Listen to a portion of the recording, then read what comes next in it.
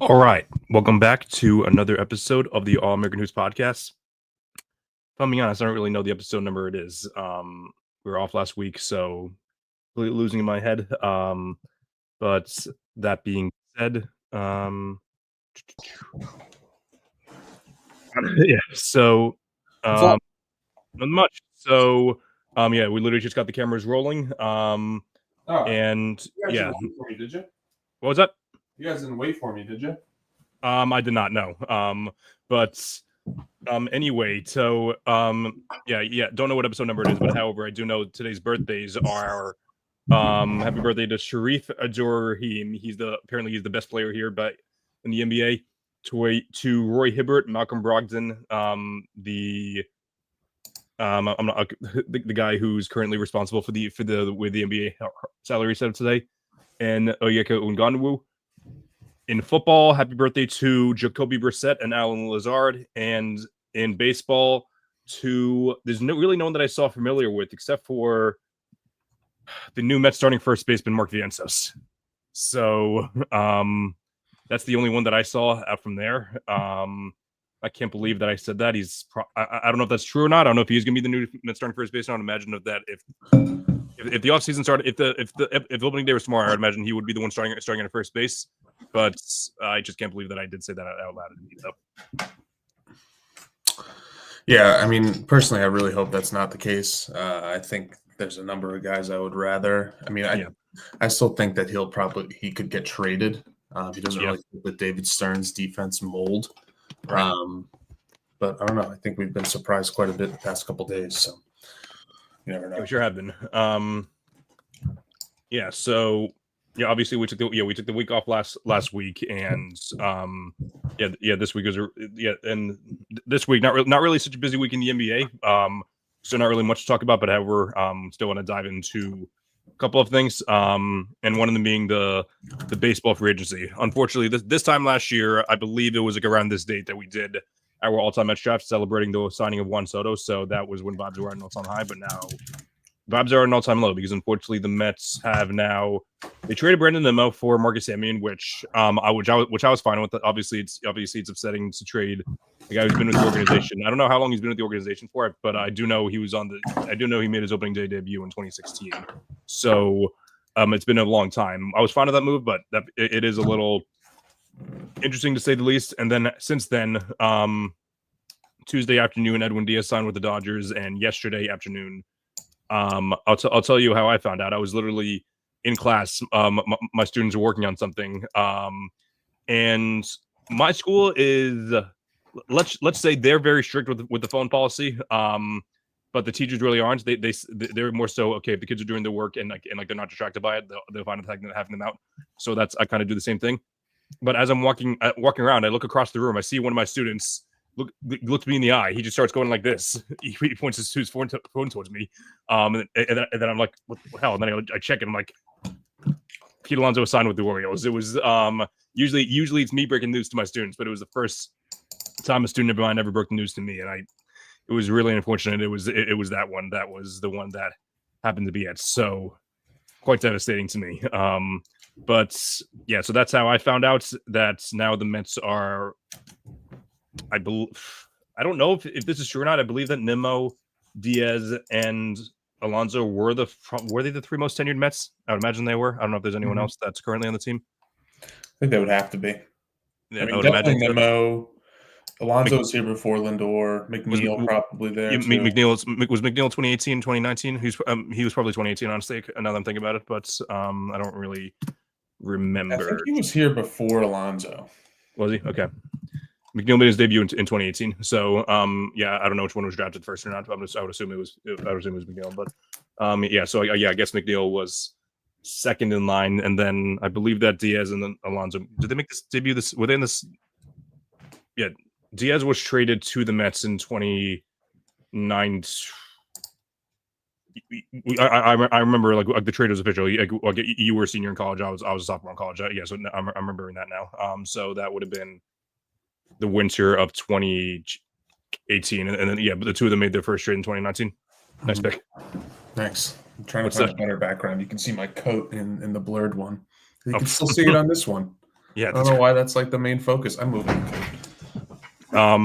Yeah, a couple weeks ago. Yeah, I did the show in your room. And I'm pretty sure that like mom got changed in the room or something the day. So one of her dresses, which is in the back the entire episode, and eventually looked back, I was like, oh look, mom's dressed. Like, so it was there was there the entire episode. But, yeah, your room has turned into a very nice warehouse. Since you left, I'm sure you can tell based on the crap that's on your desk. But A lot of stuff, yeah. So yeah, now that we found out exactly how we found out and like how long each person's with the team for, John, how are you feeling about either of the two losses? You can dive into either one of them if you want. Yeah, I mean, I think, we could, just brief overview on the three. I actually like the Brandon Nimmo trade. Not from a fan perspective. I think it's, Brandon Nimmo was a fan favorite. And I think that underlying tone of all these moves is that they are all fan favorites in a way, right? Especially Alonso and Nimmo. So it's a tough pill to swallow as a fan. But if you just take yourself out of the fan experience and kind of, or take yourself, don't look at it from a fan perspective and just look at it from a baseball perspective. I think the Nimmo trade was really smart. It, opens up a lot of flexibility. I think we were going even when Benj was coming up last year, we were saying, how the hell are they going to make room for this guy? If your corner outfield has been, pretty much decided for the next 5 years, the next 14 for Soto. So the Nimmo trade, it made sense from a baseball perspective, even though I don't think Simeon's better than I think Nimmo's better than Simeon. I think it's still just, makes sense to free up space. You get, 2 extra years of flexibility on the contract. The Edwin Diaz thing, the more stuff that comes out about that, it more just seems like, Diaz kind of got a little salty got a little emotional about certain things, and he left for the Dodgers. I can't really fault the Mets for negotiating and saying this isn't our best offer, because why would you? I've seen a lot of Mets fans saying that they would start with their best offer. That's not how negotiating works. No. I think they felt comfortable giving him that 66 over 3 and assuming that, he would come back and say, I just got, 69 from the Dodgers. Can you beat that? And then they probably would have. So I think they were much more surprised about Diaz more than anything, I think. And that kind of leads me into the Alonso thing. I think they've known for quite a while that they were not going to bring back Pete Alonso. Sounds like I think even Gary Cohen said it, they weren't willing to give Pete 5 years last year at 30 years old. He went through a season, had a really good season, but the worries and the reasons why they wouldn't give him that contract were still there. And why would you give him or why would they change their tune and give him 5 years at 31 now? And you can argue about whether it's right or wrong. I know, I can kind of see it from both perspectives, especially when I put my fan hat on. The reason why you have Steve Cohen as an owner, and I'm sure this kind of, proves that Stearns is calling the shots here, because I'm sure Cohen would be totally fine with giving Pete 5 years. Sometimes you make the wrong baseball move to keep your homegrown players. He could have been an all-time Met. He could have hit 500 home runs. And it stinks as a fan. But at the end of the day, if they don't believe that he's going to age well, first basemen never age well unless your name's Freddie Freeman. They've said it for a while. Their stance has been that they don't think he deserves, 5 years. He's, regressed tremendously defensively. Again, had a really good offensive year last year, but is definitely streaky at times. And they don't believe he's, he would be part of the future. And, you can definitely criticize them for that right now. But I think, at least from our perspective, I think we've been relatively realistic about this offseason so far. Everyone's freaking out because they think this is the roster the Mets are going into opening day with. I think there's still a ton of moves to be made, and there's no reason to believe the opposite. It's still very early in free agency, and baseball free agency goes on for a long time. So, I'm going to give Stearns the benefit of the doubt, at least for the next month or so. And I think we're going to see a lot of good moves, a lot of good improvements made. Maybe a big trade for a big starter, or even another outfielder, or definitely a big bat. There's a lot of holes that they have to fill, but I'm willing to give him the benefit of the doubt and kind of finish this offseason out. Definitely agree. And I'm definitely interested to hear in what Matt has to say about all this. Even though we've had multiple conversations at length about this in our baseball group chats. But Matt, how are we doing tonight?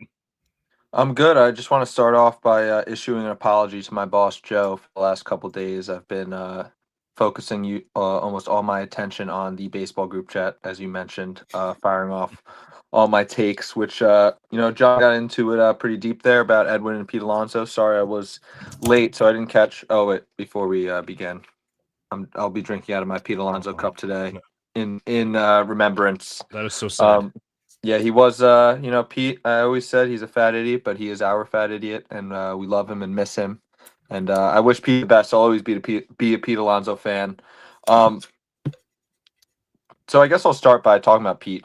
I don't disagree with the Mets for not giving him 5 years. As a fan, personally, I probably would have given him 5 years, but like John said, they didn't do it last year, so why would they do it a year after? I also don't fault Pete Alonso at all for taking the 5 years and taking the more money. I know the Red Sox reportedly offered him 3 years, $85 million, which I'm sure the Mets would have totally offered if they had any shot of competing with the Orioles' 5-year offer. But 31 million or whatever it is a year is a lot of money for a first baseman that is probably going to be a DH in 3 years. I would assume so. But I don't fault him for leaving. I do, however, fault Edwin Diaz for leaving. I didn't expect Edwin to be a massive loser. Usually, he shows guts on the mound, but he did not this offseason. His reason for leaving is because they fired Jeremy Hefner, the pitching coach, and because his brother got DFA'd by the Dodgers. Really upsetting. Obviously, Edwin is, I think, the best closer in baseball, so I am a little bitter that he left. But I mean, I wish he just came out and said, "Yeah, I'm going to the best team I want to win," instead of being like, "Oh yeah, the Mets fired the pitching coach, did that, did this, did that." But another thing that John said was talking about the roster. Everyone's freaking out. What is it, December 11th? Yeah, the 11th. This won't be the roster that the Mets have on opening day. If it is, I totally understand people's outcry, and I will be joining them in trying to dox David Stearns and lighting Citi Field on fire. But I don't think it is. I know they're definitely going to get at least one more bat to help this lineup out, and hopefully they improve the starting rotation as well and the bullpen. I mean, this team is it's not a major league team right now because, once again, it's December 11th and Stearns wants to blow up the core, which is what he's doing. So we'll see where they go from here. Yeah, and just one more thing that I wanted to add. I know the big criticism now is, people like to have revisionist history and just short-term memory. People criticize Stearns. He hasn't done anything. What about the Frankie Montas signing? Okay, what about the initial Sean Manaea signing, the Luis Severino signing, Jose Iglesias? Like, do people just forget about that entire 2024 season where all of his pieces that he surrounded this quote-unquote core that everyone loves, and yes, I do love them as, as people and baseball players, but at the end of the day, they have not won a single thing. They have gone on one true playoff run that was surrounded by very good vibes, and it took them down to game 161 to get into that, which, by the way, Edwin Diaz tried his very best to keep them out of the playoffs that year. Right. So, oh my God, I forgot about that. It's just, there's a lot of, I get the sentimentality around this core because we've watched them for, the better part of a decade. But when you look at it, like, if you want the Mets to essentially be the East Coast Dodgers or just like a big market team, this is kind of the moves that big market teams make. They don't wait around over 10 years with a core that has not been successful. That's right. Yeah, I'm gonna dive into all three players because John touched on Nimmo briefly before. I'm someone who and again, I support the trade. I'm someone who has defended Nimmo for the past year now. He obviously eye test wise, he usually looks a little uncomfortable. But that being said, I still do believe he was top 20 outfielder in the league, debatably like a top 5, maybe like 5 to 7 left fielder in the league. So that's someone that you want on the team. But that being said, he just didn't fit the timeline. The Mets are looking to bring up Carson Bange, I believe sometime this year. If not, definitely the beginning of next year. So yeah, he just definitely didn't fit the timeline. So it's good that they got something of value back for him. Marcus Semien isn't really that all-star player anymore, although I think there is a world where where he catches fire and maybe makes the All-Star game. Who knows? But all in all, he's the pure definition of a New York Met. Like very few people, at least in my lifetime, like I truly love playing for the Mets like Nimmo did. Like he might be outside of David Wright and maybe Pete Alonso. And I'm sure there's a couple others we can rattle off. Maybe even Jose Reyes, even though he left the Mets after a little bit.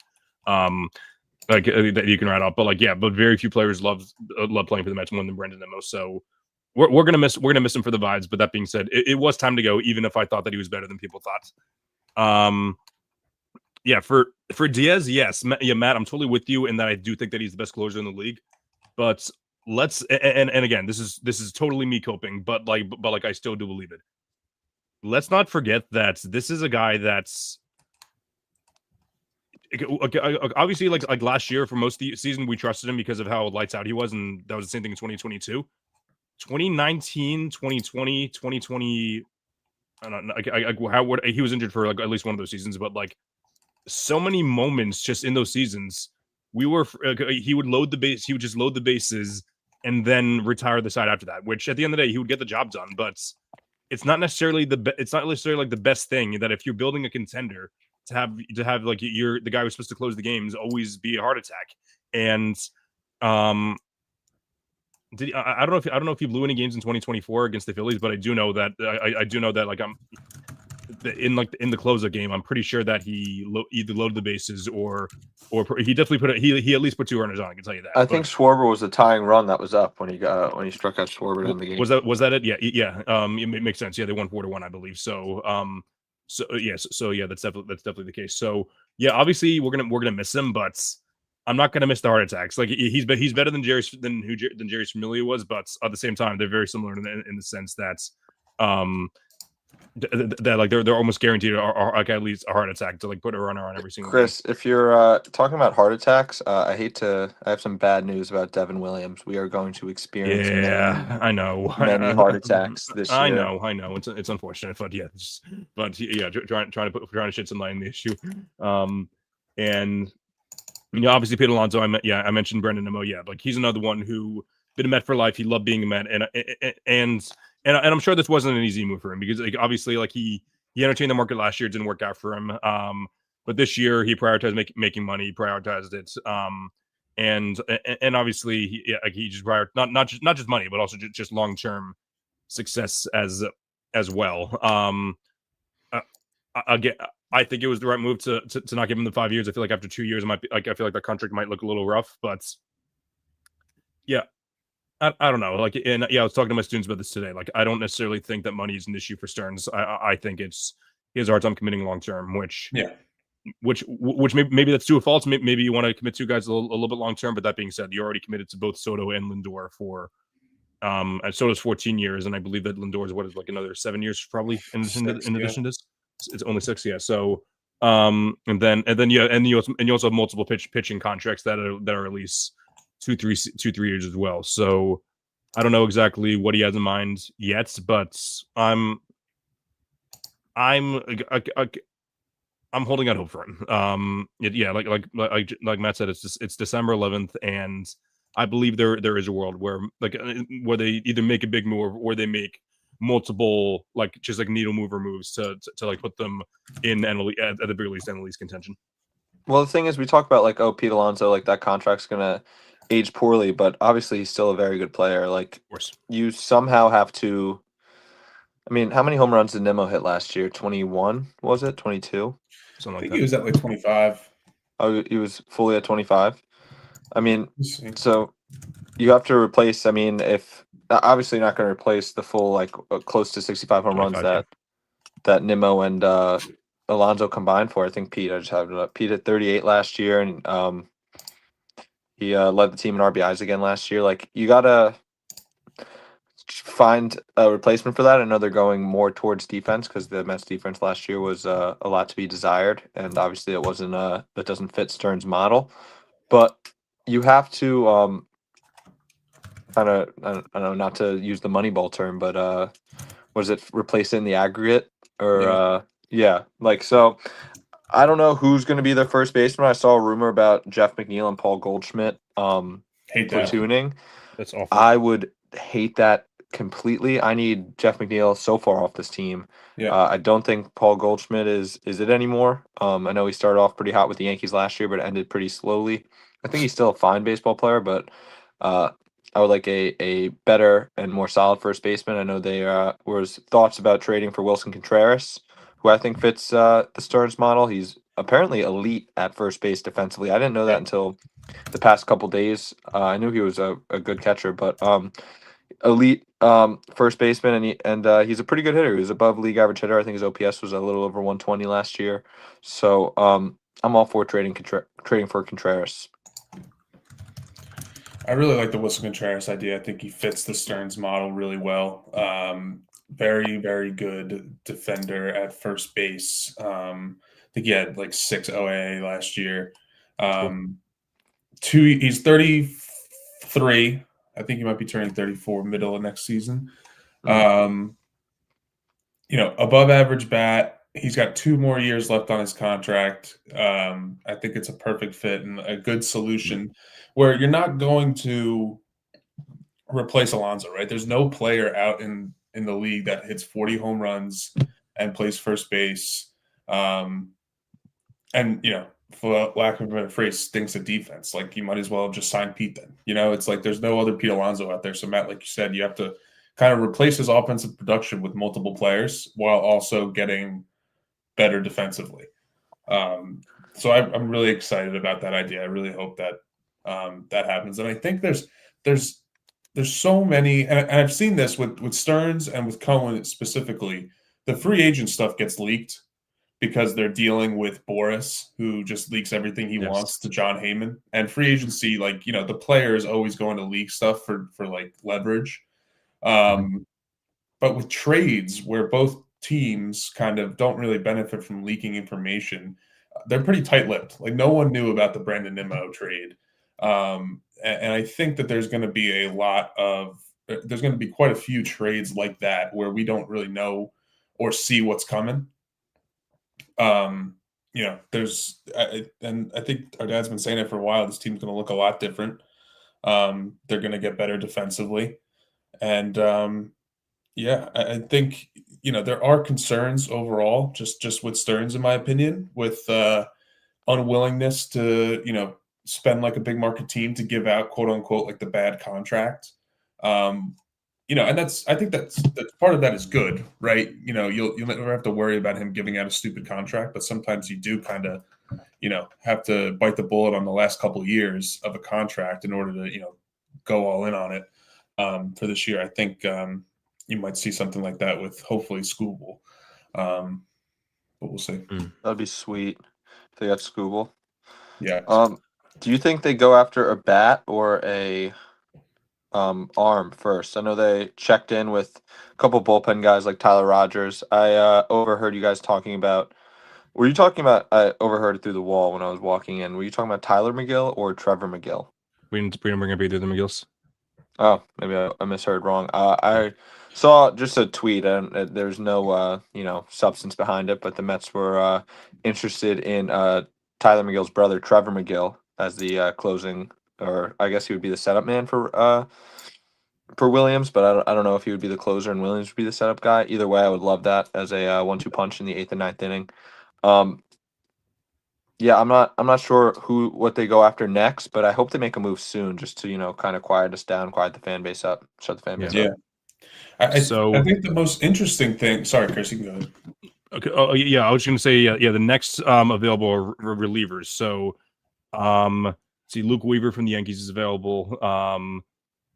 After that, it's a pretty big. Brad Keller from the Cubs. Pete Fairbanks is pretty good. Yeah. Tyler Rogers, Pete Fairbanks is on CBS Sports, by the way. And that's it. Yeah, Steven Matz was ranked 50th out of the free agents, and he's how crazy would that have been if they brought him back after all these guys leaving? Like, there's go John. You had something else to say? I think the most polarizing and the biggest topic now is Cody Bellinger. Really interested to see what they do with that. I think it's a very interesting player that I've gone back and forth on. I think someone's going to overpay him so much. He's a Boris client Pete just got 155, and I think Boris did that on purpose to kind of bait one of the Mets or the Yankees to overpay for Cody Bellinger. But I think Cody Bellinger is going to get more years and more money than Pete Alonso, which, depending on what you value in baseball, does he deserve that? I'd say, he's younger. And if you look at it, Cody Bellinger is really good defensively. Like, he has very good fielding metrics. He can play both outfield and first base, which is like two glaring, gaping holes for the Mets. But the problem is, like, would you rather have given Pete 5 years for 155 or Cody Bellinger like 6 for, or maybe, let's say 7 years for 180, 190? Because I think that's what he's going to get. Like, he's, a career over 800 OPS guy. He just hit 30 home runs, albeit in Yankee Stadium. I think if he comes to Citi Field, he'll probably hit like 25. So you're pretty much just getting like a little bit better of a bat than Brandon Nimmo and a better glove for a significantly large contract. But like I said, I think the value of Bellinger is his defensive versatility and skill. Yeah, there's also another free agent that can play outfield and first base, not as well, but it's Kyle Tucker, who's just more of an elite bat than Bellinger. I mean, I think if you go after, which he's going to make more money than Bellinger, but I mean, I guess that's the point of having Steve Cohen as the owner, so you can go after these guys. But if I was to choose, I would take Tucker over Bellinger. I don't know if that's I think that's kind of the consensus from everyone, but I think Cody Bellinger is kind of, I keep saying he fits the Stearns model. He's a David Stearns type player, like you said, John, defensive versatility, and they keep using the term run prevention. He fits that mold as well. But yeah, I would like either of those guys. I think if you don't get either of those guys, you have to trade for an outfielder at that point, or trade for a first baseman at least. But yeah, I think one of those two guys has to be on the opening day roster next year. I don't think Tucker's that good defensively, which is like, yeah, he had last 2 years at least. I checked his baseball savant; he was negative and outs above average. Okay, which it's frustrating, but you are getting a far better bat than Nimmo. But is that worth, again, another 8-year deal for this guy who's probably going to be Brandon Nimmo in 3 years? Yeah, right. And the thing is, you already have Soto in one of the corner of the in the right field corner. So if you and that's why you got rid of him in the first place is because of I'm looking at it now. Yeah. Tucker in the past, so -2 to -4. So it's been a pretty steep decline as far as it goes for. That's about above average. I don't know what it is for DRS, but I'm imagining it's not really that better. That's that much better there. But yeah. Is Bellinger really going to get 7 years? I feel like teams aren't going to be willing to gamble on that because he had such a hot start to his career and then took a step back and he's been better. But I feel like 7 years is a lot to commit to for a guy that's already 30. I think the Yankees are probably holding steady at 6, and if a team wants to get Bellinger, they go to 7. Right. But if no one else goes past 6, he'll probably just go back to the Yankees. Probably, yeah. This guy, Emmanuel Burberry, I think he's just WFAN guy. So I think the All American Hoops podcast has the same sources as WFAN does. He said the Mets could say tomorrow, Cody Bellinger 7-year contracts, the Yankees would bow out. So it looks like the Yankees wouldn't go up to 7 years, but it's like, would you go up to 7 years with Bellinger right after you don't give Diaz 4 or Pete 5 years? So, because Bellinger, he's definitely looked at again as more valuable than Alonso. Yeah, with positional versatility and defense, but Pete is a significantly better bat, in my opinion. Yes, he's definitely a better bat. So I think if you're going to do something like trade for Contreras, I don't think you sign Bellinger because then you have Contreras at first, Bellinger in left. I don't think those two come close. While they, kind of smoke Nimmo and Alonso out of the water defensively, they don't come close to the offensive production. So I think my kind of number one, if I were to like rank what I would want them to do, I think getting someone like Contreras at first should be like a priority. And if you do that, then the issue you run into there is like I would want them to trade for an outfielder at that point, not give Bellinger that much. But then you're looking at 2 trades to upgrade 2 positions, and you still haven't even talked about the rotation. Mm-hmm. Yeah, that's crazy. I would imagine they're going to sign one of these guys because there's just so many of them. But Joe Ryan, Michael King. I can see Michael King. I feel like they've liked him for a couple of years. Valdez. I don't want Valdez. Me neither. Valdez is asking for many years too, and I mean he's a big ground ball pitcher, which would be awesome with Simeon and Lindor. But I mean he seems like he's kind of like And even a bad Beatty, teammate. His playoff numbers are very horrible too. His numbers last year, the regular season, weren't even that impressive either. I would love. I don't think they get like 2 of those big name starters. Out of like the Kings, Ryans, Freddie Peraltas, of the world. But if you give me one of Freddie Peralta, Joe Ryan, or Michael King, I'd be very pleased. What about what's his name? However you say his name, Tatsuya Amai. Is that the Japanese guy? I think he's looking for a lot of years too. I think so too. I haven't heard anything about him Me as of late. Like I don't know what teams are interested in him or what's going on with that. I mean, I would imagine the Dodgers are high on the list, but I don't know if that's the thing. Oh yeah, and then Zach Allen didn't sound with anyone yet, right? It doesn't say so in CBS Sports at least. So yeah, I feel like he'd be higher on the list, but maybe not. Yeah. Well, I texted this yesterday. I'm pretty sure it's safe to say that like this isn't the worst sports year ever for us as far as it goes for Kingdom, but as far as it goes for like gut wrenching, it's got to be.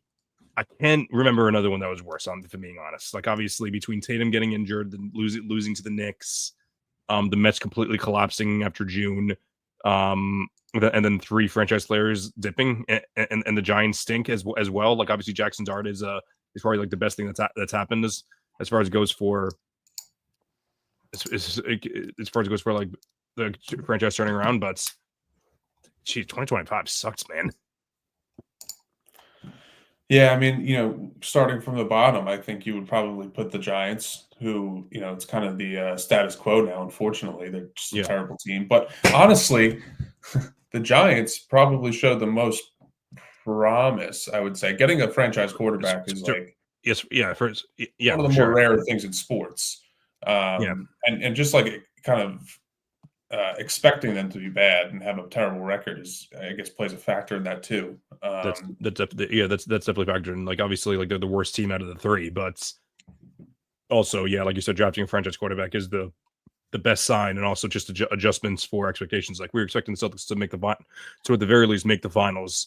If it could make the finals, and they don't go past the second round. In addition to the franchise player getting injured. And we're going to talk plenty about that in a second, but yeah, and then and you can. I mean, I guess the biggest disappointment would obviously be the Mets, because we obviously had expectations of the world with getting Soto and basically just bringing everyone else back, and then everyone else was just awful this year. So who knows though? All right, so I was thinking maybe we could we can either just go straight to the Celtics, or I could just go through like 5 or 7 free agents, and you guys can just tell me where you think they're going to sign. Yeah, why don't we do that just quick? Yeah. All right. So where's Kyle Tucker signing? The Dodgers. Actually, you're just saying that? I think that's. I mean, he's talking to him. I think it's a very big possibility. Okay.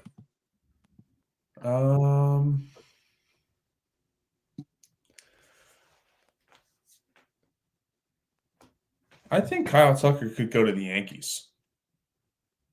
I think they showed a ton of interest in him in the trade market last year before the Cubs traded for him. And I do see that his contract expectations are kind of dwindling down.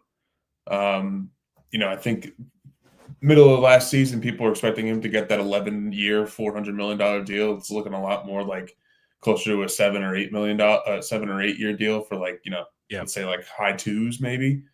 So I could see the Yankees doing that. I'm trying to think of other teams that would be willing to spend. Maybe even the Blue Jays. You know what? I'm going to say the Blue Jays for Kyle Tucker. I see that more likely than the Yankees. I'm going to go with the Houston Astros. Okay, they already brought back Carlos Correa. Why not bring back Kyle Tucker? Especially, they did make the playoffs last year. Saying like, let's bring back the core that we had a ton of success with. Why would we change anything else up? Like, let's go back to what we were comfortable with. Yeah. Even though I don't know if they can afford him at this point, but who knows? I think Cody Bellinger is next on the list. If not that, he's not next on this, but we can do Cody Bellinger next. I think Bellinger is going to sign with the Mets. Yeah. I think he's just a very good fit for what they need, and I think not that the Mets are panicking or anything like that, but I think Cohen, he's been very hands off. I think he might step in and say, "Listen, we might have to take on a couple extra years or pay a couple extra $1 million more to get him," and I think that's what they would do. Yeah, I think the Mets are definitely my pick for where Bellinger goes. I think the contract is going to look pretty gross in my opinion. I think he's going to get a lot more than people think. I wouldn't even be surprised if he gets close to $200 million, which is crazy. But he is like his value is like apparent. Like we could poke holes in his offensive game. I think that it's pretty clear that not clear, but I assume that his numbers will drop off in Citi Field. But his value comes from his versatility and his defense, and I think that's exactly what Stearns wants. I agree. Alex Bregman. Chris, you said the Houston Astros earlier. I think he might go back to Houston. Maybe. I think they might bring the unction back together. I saw a report that he regrets not opting in to the Red Sox deal. I don't know if that kind of makes it awkward to sign back for less money for them. So I think that's why they are out. So I think he's going to be an Astro. Yeah, I mean, I was going to say it's possible he signs back with the Red Sox. But I think it's interesting because, like you said, it doesn't make it a little more awkward to renegotiate a cheaper deal. Or it doesn't make it easier to just be like, okay, we're not going to give you, $40 million over the next two, but we'll give you or $80 million over the next two, but we'll give you like 100 over the next four or 100 over the next, whatever. So I guess I'll guess the Red Sox just because I'm not really sure who else is going to, honestly, if the Mets didn't trade for Simeon, I think they probably would have signed him already. That would have been a really good fit to put him at second base. But yeah. I'll probably say the Red Sox too, just because I don't know the market for him, and I feel like he might just fall back on them in this time like this. But Alex Bregman just followed Dansby Swanson on Instagram earlier tonight, and the Mariners also checked in on Bregman. So two possible teams, Cubs and Mariners. Yeah, the Cubs would be interesting. Yeah, I could totally see the Cubs doing that. It'd be a good defensive left side of the infield. Yeah, Swanson and Bregman. Bo Bichette. I'm just gonna say off the bat, he's the most Blue Jays player ever. You just look at him. He plays for the Blue Jays, and I feel like all the Blue Jays fans love him. I would be shocked if they didn't give him a big deal. Yeah, I think they get him back. Yeah. And last one, I don't want to do Valdez. I feel like I want to do someone else, but the free agent class really isn't that strong after the no, first it's not. Yeah, games, and that's why I think they gotta make some trades. Assuming that Realmuto is going to stay with Philly. Yeah. Yeah, probably. I guess we'll do. Just do Michael King for the last one. He was the first starting pitcher up. Is he a free agent, or they have to trade for him? I think he's a free agent. Yeah, he's a free agent. I thought they had to trade for him. If he's a free agent, I want him on the Mets so bad. Yeah. I can't say the Mets for both because that'll make me be too biased. So hold on. But they have to. They have to do that. Yeah. Yeah, I could see him on the Mets. I could also see, be annoying the Dodgers could get him. His contract will be big, but he was already on the Yankees at one point. Maybe the Yankees go get him back again. So couple options there. I hope he's a Met though. I would love Michael King. That'd be very nice. Yeah, I would like Michael King. The only concern is health, right? Yeah. But I think you can't really approach free agents like that too often. Yeah, exactly. So yeah, I'm gonna guess the Mets for that one because I think they need to, like Matt said, they need to sign one of those three that he mentioned earlier. Even if you trade for Skubal, I still think you have to make it. You sign. You need to get. You need at least one more. Because if you go in Skubal and then you say, oh well, we have McLean, great, yeah, he's awesome. But then what? You're relying on Manaea to bounce back. You're relying. I know they're going to probably trade Peterson, but you're relying on Peterson. And are they going to trade Senga? I've seen conflicting reports. Are they going to trade Senga or not? Because I don't know. You're paying him a lot of money. So. I think neither would I. But yeah, he's you wouldn't trade Senga? No, I just think it's solely because he's at his lowest possible value ever, and he's only worth $14 million this year. So what do you I don't think you can get anything for him. Maybe you can get a new copy or something. That'd be an awesome return. Yeah. All right. Good stuff.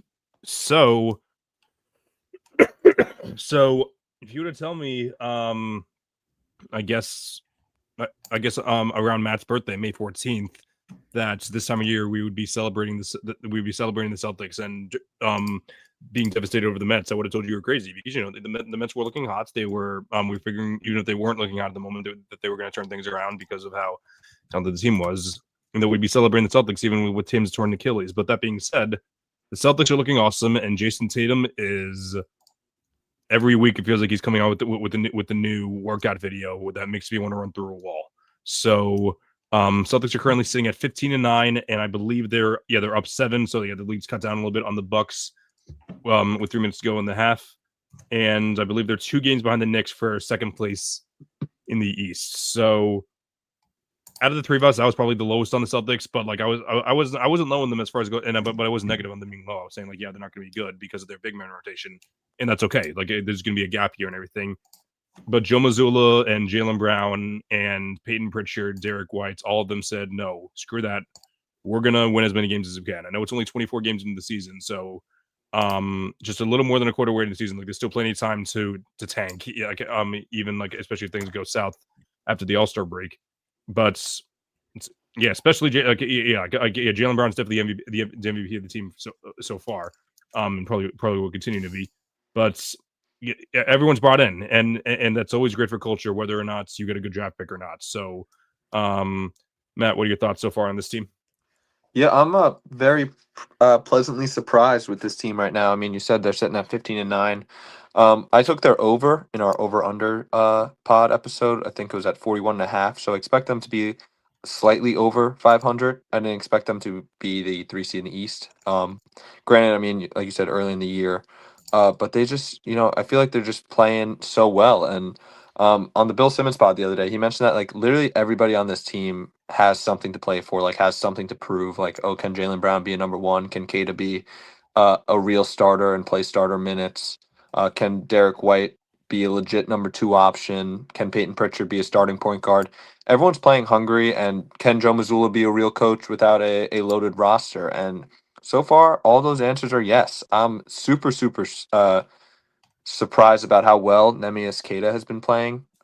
Granted, their big man depth is still a valid concern, and I think that is an issue that they need to address if they're going to be serious about contending this year in the playoffs. But with all this being said, it all comes back to when/if Tatum is coming back this year. I believe it's more when instead of if. But even with Tatum back, I think the roster needs some improvements in order to contend in the East. I think the East is super weak. I think they can contend with the Pistons. I think you need some changes to contend with the Knicks, even though I don't think it's as big of a gap as people think it is. But the West is just super loaded. I don't think this roster, even with Tatum, could compete with a Denver or can compete with an Oklahoma City. So, I mean, you could go out and get a big guy like Zubac, like that has been like slightly rumored. But we'll see what happens. But so far, I'm super happy with how they've been playing. Yeah, I think it's been a fun season. I think they were, we like to joke around and say they were bad for about a week, and even that week where they lost like 3 games, they started off 0-3, right? And like I think those 3 games they lost like down the stretch, which I think we're kind of almost used to as Celtics fans. But they've really turned it around. I think they've won 5 in a row, looking to go on 6 tonight against Milwaukee. I think we always thought that they were going to be like a bubble team, not, maybe we didn't take into consideration a number of things. Like Joe Mazzulla is a good coach. Jaylen Brown can be a number 1 option. Derek White is, kind of seems to be settling into that number 2 role. He took him a little bit to get adjusted to it. But they're playing with slow pace. They're still jacking up a ton of threes, which leads to, a top 3 offense in the NBA. And then I think we also didn't really consider how bad the East truly is. Especially without Giannis, after the Knicks and the Pistons, it's, there's a pretty steep drop off if you even get past the Celtics. So I'm really excited. I do think that I agree with Matt. They do need to make them, if they want to contend for a championship this year, you have to get Tatum back. We can talk a little bit more about when that we think that would be. But I think if you want to come out of the East, you have to make a trade for a big man. Cade has been really impressive this year, but once he's not somebody that you can rely on for 42 minutes in a playoff game. No. So I think Zubac would be a perfect fit. It'd be very exciting. Maybe get off that Simons contract. And Brad seems to have done it again. He loaded this roster with guys who can play, who can win. And Simons is one of those guys who is a tradable contract if you want to make money work for a player, if you wanted to upgrade. But I'll ask you guys, what do you think? Do you think we get Tatum back anytime soon? It seems to be sooner than we thought. I'm thinking that we get him just after All-Star break is what I'm thinking. I know the one doctor tweeted out today, which Twitter doctors can be very much have a wide range of opinions. That's why, not to get political, even though this isn't political at all. Like I definitely like to talk to actual doctors rather than doctors on the internet before getting anyone's opinion. Please keep politics off this pod. Yeah. The second week in a row that we had politics, but this time it's by me, not by TCal. Shout out TCals. It's just but. It's based on just looking at the way that Tatum has been playing in the highlight, which again I know. Highlight reels, like workout films, can mean anything. You can edit things, you can make things look better in certain ways. But Tatum looked like he hasn't lost a beat, and but I'm interested to see like what exactly happens, and like if by All-Star break is this team still gonna be at the top of the East? Because just to play devil's advocate real quick, I believe they're only a game and a half out of the play-in tournament as well. So so technically they're closer to the play-in seed than they are to the second seed, which isn't a bad thing at all. But it's just something to consider before making any such judgment, saying like, oh crap, let's bring back Tatum. This team can contend. But I don't know. Like I'm already preparing to fight for my life when the Celtics inevitably, when Tatum comes back and the Celtics go on like a couple game skid where they look slightly worse with Tatum than without him. So that's which I know. Which luckily I'm not the one running the team because that's something I'd be thinking about. But I'm thinking maybe just after All-Star break is what I'm thinking. Yeah.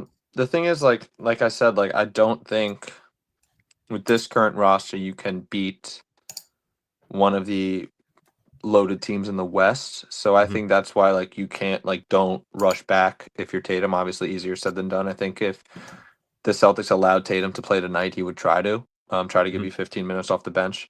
But I want to, before we move on from the Celtics, I want to just take this time John mentioned Brad did it again. He also did it again with it seems like the Jordan Walsh pick is he's finally developing into a very, very solid two-way player. They kind of have like a three-headed monster, same type of player with Josh Minot, Jordan Walsh, and Ugo Gonzalez. Just wings that get up under you, get up in your grill. Offensively, they're not as gifted as like Jaylen Brown. Obviously, they're not going to give you like 20 points or a night, but they can shoot at a respectable clip. I know Minot kind of creates his own shot better than Walsh and Ugo, but Walsh has been taking massive strides offensively, and it's he's been inspiring me. I think that game versus the Sixers where he guarded Maxey at the end for a couple possessions, and then I forget who they played the next night. Was it the Knicks? The next night he guarded Karl Anthony Towns a couple possessions.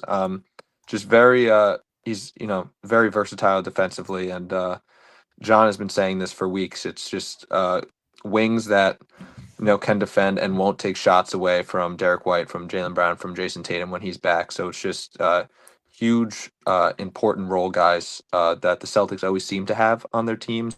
And going into this year, we didn't know who they were going to be, and I'm happy a couple guys are taking the jump. Couldn't agree more.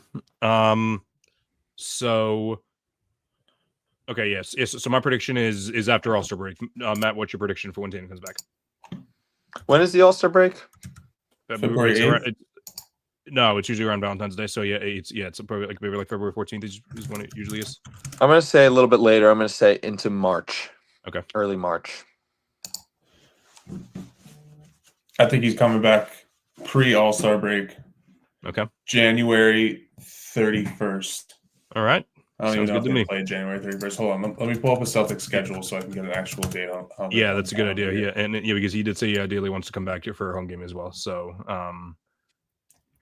Okay, so I'm actually going to change mine to January 30th, all right. which Sounds is good. a Kings at Celtics game. Okay, that's cool. We should go to Boston that day. Yeah, that'll be a good trip. We should actually see. I bet you if you go on like TickPick or something, see if like a random home game Is more expensive. has like more expensive, and see if we can pick it out from there. Oh, that's But interesting. that would be pretty cool if we get him back a lot. And by the way, there's going to be a lot of Celtics fans that are concerned about him rushing back. I'm not. I'm not concerned at all anymore. Like he knows him and the doctors who get paid millions of dollars know better Yeah. than some jackass on Twitter. So yeah. Mm-hmm. Yeah. So while we're looking up ticket prices, and I've already texted you guys about this, but I really haven't like talked to you guys a lot about this.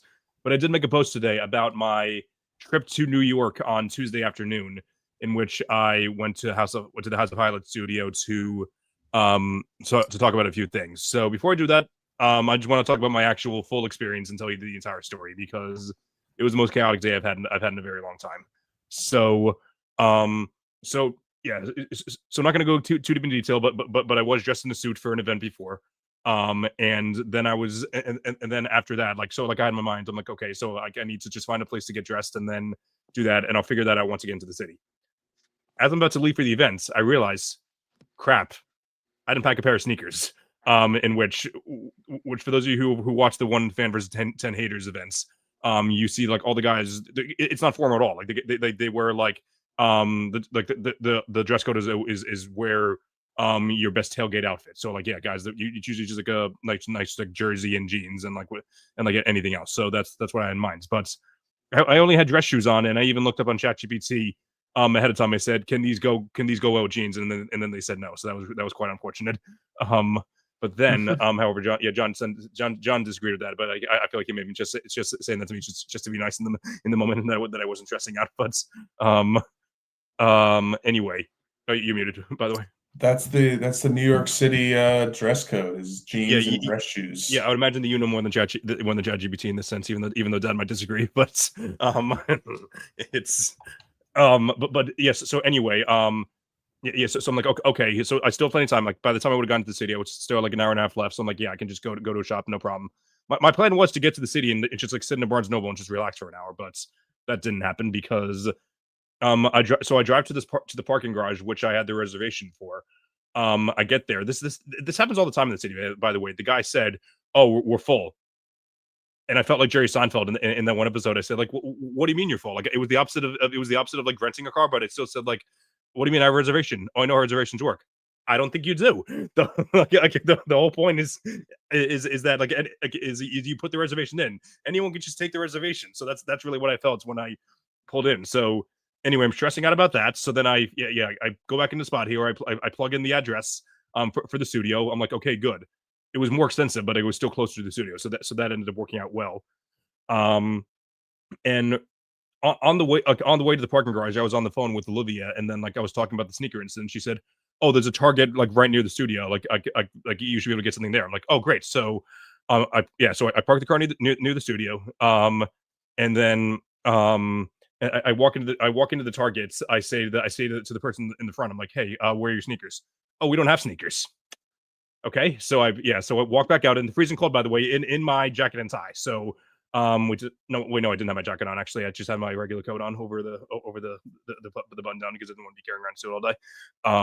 So then I plug into my phone sneaker stores, and Foot Locker finally came up, which I'm like, okay, I'm gonna have to overspend the hell out of this. But then so then after that, I walk to the Foot Locker. I just say to the people up front, I said, I don't like. I just want. I literally. It was like the first time I ever did anything like this. I'm like, guys, I want something quick. It's just quick and cheap. And then they're like, oh yeah, just go to the first sales section in the back, which I ended up doing. Got a very nice set of sneakers, by the way. So yeah, I was very happy with the sneakers that I got. So that's one good thing that came out of the day. And then as I'm buying the shoes, I say, hey, do you have a dressing room? They're like, oh no, we don't. So I'm like, okay, so I'm just gonna go get changed in the Wendy's bathroom next door. I get this and I'm giving way too many details here, but like it's still pretty entertaining. So I walk in, I talk to the janitor in the back. I say, hey, is that bathroom individual or is it group? He said, oh, you need to go up front to get a buzzer. I'm like, no, I'm not ordering food. It's for the bathroom. He's like, yeah, you need a buzzer to go to the bathroom. Okay, I'm like, okay, that's the first time I've ever heard that. But then so then I walk up to the front. I say to the cash register, not cash register, whatever you call the counter. I say, hey, I need to go to the bathroom. She's like, oh yeah, I just need to knock on the door. I don't need a buzzer. No, you don't need a buzzer. Okay, so yeah, so these are the things that are just like a million factors that are going into my mind throughout this entire goddamn day. But then yeah, after a little bit, I got changed in the bathroom. Threw my suit in my backpack, so like I need to take that to the dry cleaners for sure. And then it's about 20 minutes. There's about like I need to be there in about 20 minutes. It's a 7-minute walk. So I'm like, okay, I'm just gonna order some chicken tenders, shove it down my throat, and then walk to the studio, which is exactly what I ended up doing. And like I said, I was literally just planning on having like a cup of tea and just like reading my notes before in Barnes and Nobles, but here I was just scarfing down Wendy's right before this, so that was lovely.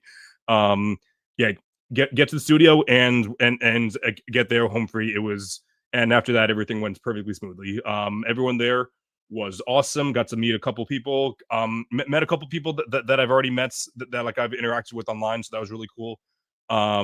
It was what I went for. Yeah, like this part I'm fine with saying it with that loud. Like, yeah, I can't really add much to it because I signed the NDA, but I did partake in the Jokic one. As one of the Jokic haters. Right before me was the Mellow haters one. So like as I was walking in, like they were still recording that. So it was like pretty cool hearing like that before that. But yeah, I got to meet a couple people there. Got to met someone that I've had on the podcast before. So that was awesome. That was really awesome. And yeah, and then afterwards, like the entire group just vibed for a little bit. Yeah, took a few pictures, and it was a great first time experience of doing anything like this in person. Like obviously, I've been doing this journey for closer to 2.5 years now at this point, but and now I'm doing this in person. So it was very cool, and I'm very happy that I got to do it, even if I didn't have to debate someone that I'm actually a huge fan of. So it was quite the experience.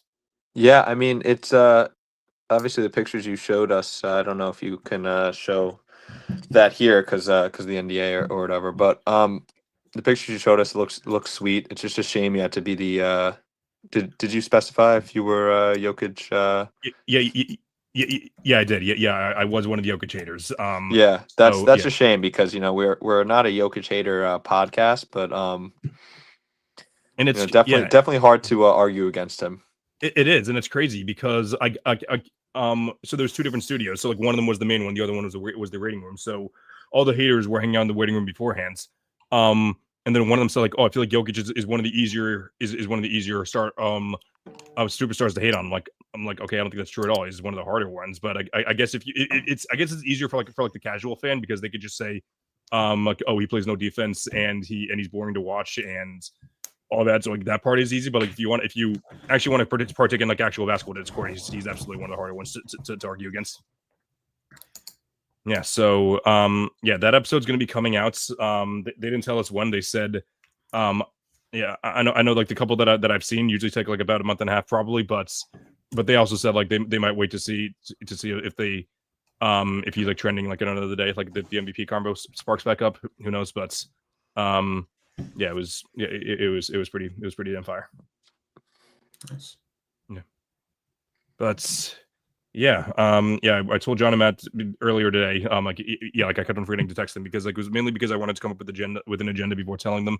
I'm like, you know what? It's been a long week for all of us. I'm feeling very physically sick myself, so I'm like, let's just talk about the Mets and the Celtics and bullshit about them for an hour, and that's exactly what we did. So, we did something similar to that back in March. It was where like we also did about the Giants and St. John's as well. Which, maybe we could do St. John's another day, but we'll definitely have to bring Porzimba back on for that show as well.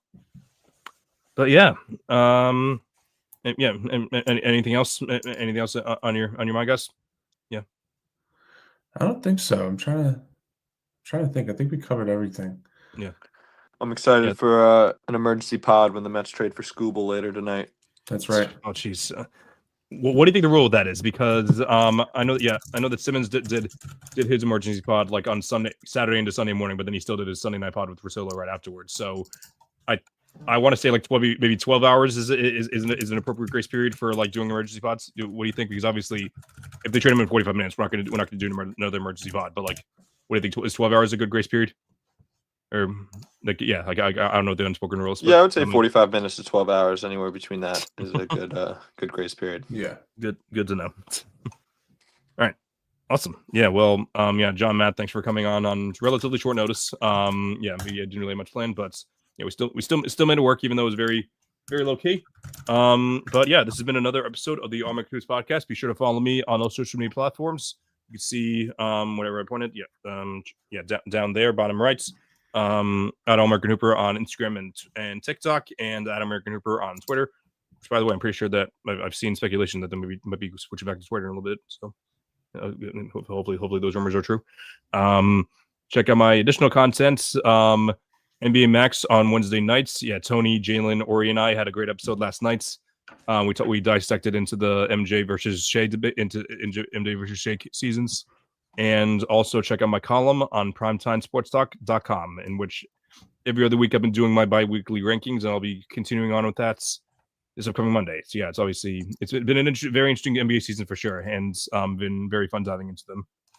Anyway, this has been another episode of the All American Hoops podcast. I'm Chris Driscoll. Until next time, keep grinding and stay hooping. Have a great night, everyone.